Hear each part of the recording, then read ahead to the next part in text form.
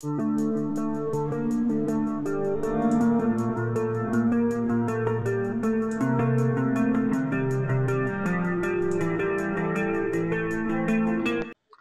Everyone, স্বাগতম সকলকে আমার চ্যানেলে।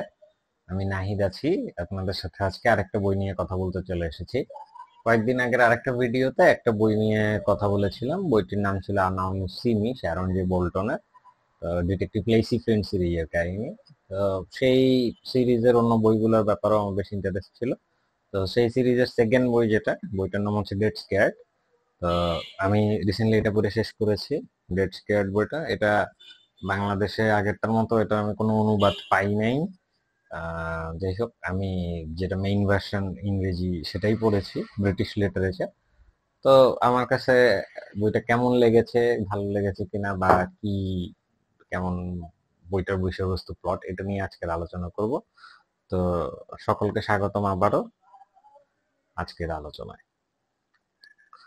ডেড স্কেয়ার্ড বইটা শুরু হয়, বা কাহিনী সংক্ষেপটা শুরু হচ্ছে অক্সফোর্ড কেমব্রিজ ইউনিভার্সিটিতে। বিভিন্ন সময় দেখা যাচ্ছে রিসেন্ট টাইমগুলোতে যে অনেক স্টুডেন্টরা সুইসাইড অ্যাটেম্প করছে বা সুইসাইড করছে। তো সুইসাইড অ্যাটেম্প বা সুইসাইড গুলো ঠিক নর্মাল না, লাইক ঘুমের ওষুধ খেয়ে মারা গেল বা গলায় দড়ি দিয়ে মারা গেল, নট লাইক দ্যাট। আমার একটা ব্রুটাল, যেন একটা সাইকোটিক একটা ব্যাপার, যেন কোনো একটা রিচুয়াল ফলো করা হচ্ছে। হ্যাঁ, যে নর্মালি সুইসাইড করলে হবে না, হ্যাঁ একটা রিচুয়াল ফলো করে দেন সুইসাইড করতে হবে। তো এই রকম জিনিসগুলো, এটা কি জাস্ট খালি মানে সুইসাইড একটা অ্যাটেম্প, না একটার পেছনে কোনো একটা আসলে কাল্ট আছে যারা এই জিনিসগুলো করছে, কি নাকি এটা আসলে জাস্ট এগুলো মার্ডার? এই জিনিসগুলো নিয়ে কনফিউশন থাকার কারণে এই কেমব্রিজ ইউনিভার্সিটির একজন সাইকিয়াট্রিস্ট, যিনি স্টুডেন্টদের সাথে এগুলো নিয়ে কাজ করেন, ইভি অলিভার, এই জিনিসটা বেশ একটা সন্দেহ প্রকাশ করতে থাকেন যে অ্যাকচুয়ালি এখানে কি হচ্ছে, কোনো আসলে কোনো অন্য কোনো প্লট আছে কিনা। তো in the mean time parallelly আমরা প্রথম বইয়ে যে একটা ক্যারেক্টারকে দেখেছিলাম, Mark Joesbury, DI, detective inspector Mark. তার সে অ্যাকচুয়ালি বেশিরভাগ সময় আন্ডার কভার পুলিশ অফিসার হিসেবে বিভিন্ন টপ সিক্রেট মিশন গুলাতে সে কাজ করতো। তো সেই এই জিনিসগুলো নিয়ে বা এই ধরনের একটা কাল্টকে নিয়ে, যারা আসলে মানুষজনকে সাইকোলজিক্যালি টর্চার করছে বা সেগুলো ইউজ করে বিভিন্ন ধরনের মানে ক্রাইম করছে, এই রকমের একটা জিনিস নিয়ে সে বেশ কিছুদিন ধরে ইনভেস্টিগেট করছিল। তো সেই ইনভেস্টিগেশনের পরিপ্রেক্ষিতেই লেসি ফ্লিন্টকে লরা নাম নিয়ে ইউনিভার্সিটিতে আন্ডার কভার একজন এজেন্ট হিসেবে পাঠানো হয়। সে সেখানে একটা স্টুডেন্টের মানে স্টুডেন্ট হিসেবে যায়, নাম থাকে তার লরা। তার আসল পরিচয় হচ্ছে যে একজন পুলিশ অফিসার। এটা অ্যাকচুয়ালি শুধু জানে ডক্টর ইভি অলিভার, যার কথা আগেই বলেছিলাম। তো এইখান থেকে কাহিনী শুরু হয়। লরা বা লেসি আসলো ইউনিভার্সিটিতে, তার সেখানকার যে তার ডর্ম বা থাকার যে জায়গা, হোস্টেল বা হল, সেখানে সে থাকা শুরু করে। সেখানে তার একটা রুমমেট থাকে, রুমমেটের নাম টক্স। তো এইখান থেকে আসলে কাহিনী শুরু হয়। তো প্রথমে যেটা মনে হয়েছিল যে আসলে আহ, আমরা মনে করেছিলাম যে লেইসি জাস্ট একজন সিম্পল একটা স্টুডেন্ট হিসেবেই থাকবে, জাস্ট খালি অবজার্ভ করবে যে কারোর মধ্যে কোনো অ্যাবনর্মালিটি কিছু দেখা যায় না। অ্যাকচুয়ালি তার উপর ইনস্ট্রাকশন এটাই ছিল যে কোনো কিছুতে এঙ্গেজ হওয়ার দরকার নাই, জাস্ট অবজার্ভ করো কি হচ্ছে না হচ্ছে, আশেপাশে কোনো অ্যাবনর্মালিটি থাকলে সেগুলো জানাও। কিন্তু আস্তে আস্তে আসলে লেসি এই জিনিসগুলো, সে এমনি কিউরিয়াস, আমরা সে কিউরিয়াস মানে নাকশে গলাবে এরকম থেকে আস্তে আস্তে সে জিনিসটার মধ্যে মানে পেজগুলো নিয়ে সে আরো ডিটেল ঘাটতে থাকে বা আস্তে আস্তে কাহিনী আগাইতে থাকে। তো খুবই ওয়েল পেসড একটা বই, যে খুব সুন্দরভাবে পেসিং করে করে এগিয়েছে, বেশ কিছু টুইস্ট আছে। হ্যাঁ, অনেকগুলো ক্যারেক্টার, লেখিকা বোঝা যায় যে যথেষ্ট মানে স্টাডি করেছেন, রিসার্চ করেছেন। হ্যাঁ, সাইকোলজিক্যালি কিভাবে মানুষকে আসলে প্রভাবিত করা যায় হ্যালুসিনেশন বা ইত্যাদির মাধ্যমে।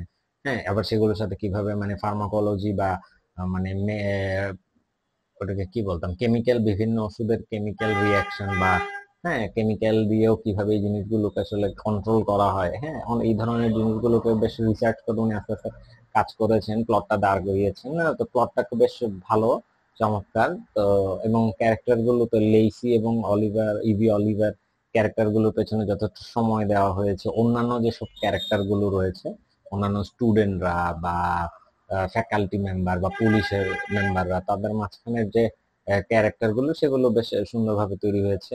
সেগুলোর পেছনে সময় দেওয়া হয়েছে। পড়তে পড়তে বারবার খালি একবার মনে হয় যে না, মানে নর্মাল যেগুলো আমরা ভালো একটা থ্রিলার বা ক্রাইম থ্রিলারকে যেটা বলি যে আসলে কে ক্রিমিনাল সেটা আসলে সহজে ধরা যাচ্ছে না বা বোঝা যাচ্ছে না, সেই জিনিসটা বেশ মানে বুঝতে পেরেছিলাম যে লাইক হ্যাঁ, এটা আসলে বুঝতে পারতেছি না বা যেটা গেস করতেছি ওইরকম হচ্ছে না। তো বেশ ইন্টারেস্টিং এইসব দিক দিয়ে।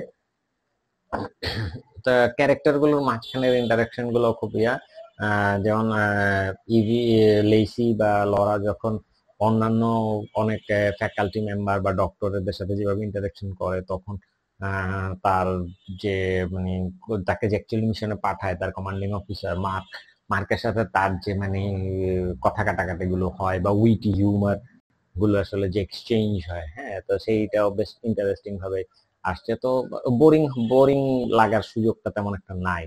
So, যথেষ্ট ফাস্ট পেসড একটা কাহিনী।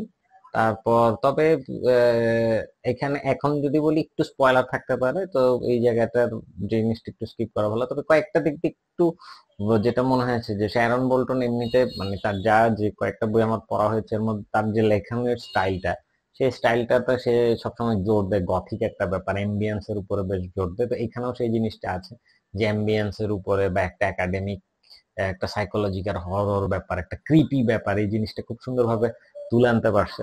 হ্যাঁ, তো পড়তে পড়তে মাঝে মধ্যে লেইসির মতো বা অন্যান্য স্টুডেন্টদের মতো নিজের থেকে একটু ক্রিপি ক্রিপি লাগে যে হ্যাঁ আচ্ছা, একটা ক্রিপি একটা ব্যাপার আছে চারপাশে, হ্যাঁ, যে সে ভয় পাচ্ছে মানে আমিও ভয় পাচ্ছি, এরকম একটা ফিলিংস আসে।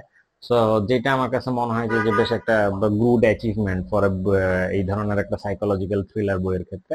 তো তবে যেটা মনে হয়েছে যে মানে বিভিন্ন ইনফরমেশন যে এক্সচেঞ্জ হয় ইভি আর লেসির মধ্যে, এগুলো আসলে অনেক সময় নিয়ে ফেলছে লেখিকা। হ্যাঁ, সব মানে কনভারসেশন গুলো আসলে মানে যদি একজনের সাথে একজন কনভারসেশন গুলো ইনফরমেশন গুলো যে যেটা জানতে পারছে সেই ইনফরমেশন গুলো যদি আগে আগে শেয়ার করতো, তাহলে আসলে দেখা হয়তো বা রহস্য মানে উদ্ঘাটন করতে বেশি সময় লাগার কথা না। কিন্তু যাই হোক, হয়তো বা গল্পর কারণেই হোক বা বইটা টেনে নিয়ে যাওয়ার কারণে কিছু এই ধরনের জিনিসগুলো আসে, তো এইটা মাঝে মধ্যে একটু লেংদি মনে হয়েছে, হয়তো বা না হইলেও পারতো।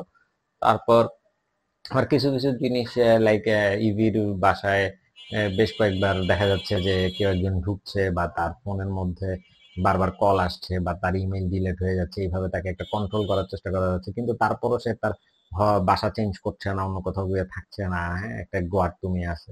এই জিনিসগুলো মনে হচ্ছে যে এগুলো আসলে কাহিনীকে জাস্ট একটু ঝুলাই দিছে। তবে in general this is a very good বুক। আমার খুবই ভালো লাগছে।